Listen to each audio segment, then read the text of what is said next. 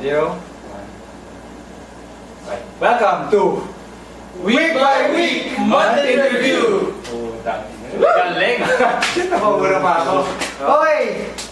Kala nyo, hindi kami magpapakita ulit, di ba?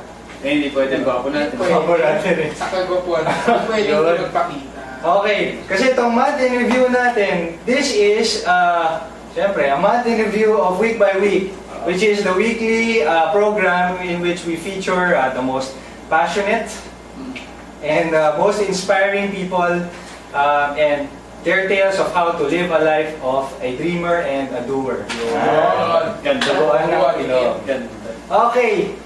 So, sa napanood nyo for the past few weeks, past few Sundays, anong oras pare?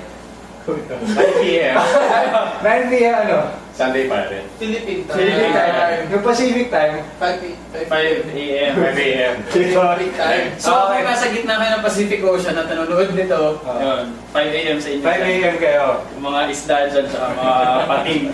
Ha? Mga fans namin mga puset, 5 a.m. Mga pusit, ha? Padala sipon. Ayun. iPhone.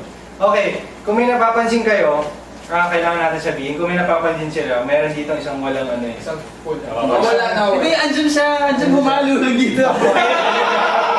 Mabuti kasi. Saan mo punta yung kamalo sa background natin? Pwede, pare, joke lang. So, for the month in review, sorry na lang JD kasi mukhang maloloko ka namin buong time. Sorry. Kasi sabi mo, dapat nandito ka. Pero saan siya? Nasa Hawaii. Nasa cruise siya. Ay, ganyan eh. Pag wala kayo, kayo mag-uusapan. Pag-uusapan. Okay, so pag-uusapan lang natin konti yung the things that has been discussed by our speakers for the past 4 weeks. So, I will elaborate who they are, no? So, una si Dwight. Si Dwight ko. And second natin is yung kuya ko, si Bing Tan. Okay? Yung third natin is Si Aman yung laging napaginato. Okay? Iyang-iya kasi yun. Yang-iya siya. Tapos, yung pangapat natin si Mark Ruiz. Okay. So, yung unang discussion natin, siguro, sorry, medyo Nanervous ka pa. nervous pa ako. Okay lang yun. So, meron tayong Pambalasay kami pa. lang natin, i-review lang natin kung ano yung mga napag-usapan. So, boys, yung pinanood natin kanina, mga video mga video nila, syempre nanood din tayo every week, di ba? So, ano kaya yung Kaya nga review. Review. Review ka na. ano yung mga nakuno natin or the things that we find very important to Striking. emphasize. Striking, yun, tama. Ang galing. Nosebleed. Okay. So, ako naalala ko kay Dwight pare yung yung Super NES. Superness. Yun yung naalala ko talaga pare. May paglaro may.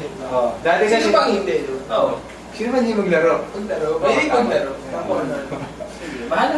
Yung Super Sa ganyan. Conservative ba kayo?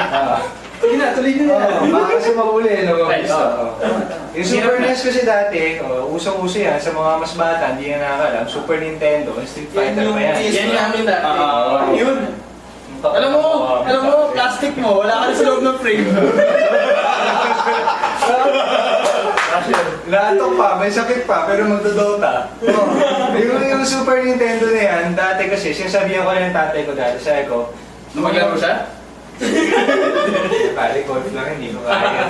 Sabi ko sa kanya, pag magka-honor ako, dapat bigyan mo ako ng Super Nintendo. Okay. Yun naalala ko. Kaya yung nagsastrive ako para mag-excel pa. Excel talaga. Oo.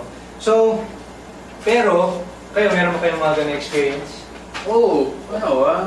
Ikaw si Huwag ka magulo. Ano sabi mo dyan eh? Naisip ko lang. Hindi, mga action figures, mga action figures. Pero diba, mga X-Men, Spider-Man. Pero diba nung bata tayo, always naman, parang always rewards. Laging Kapag ganun. meron tayong na-achieve na something din, good grades, pag-honor student, diba, laging bibigyan tayo ng awards, super names, so Kaya kasi yung problema mo, pag tumanda ka na, Mag-i-expect ka lagi na pag meron kang ginawang mabuti or pag meron kang, if you tawag doon? Parang pag meron kang May meron kang ginawa, di ba? Oh. Kailangan you always have to get something in return, which in real life is not always the case. Yes, And the exactly. question is, ano yung achievement na yun? Yun. Success na yun for you. Oo. Okay, diba? DJ, nabibil ba kasi yun, pare? Sinasabihan.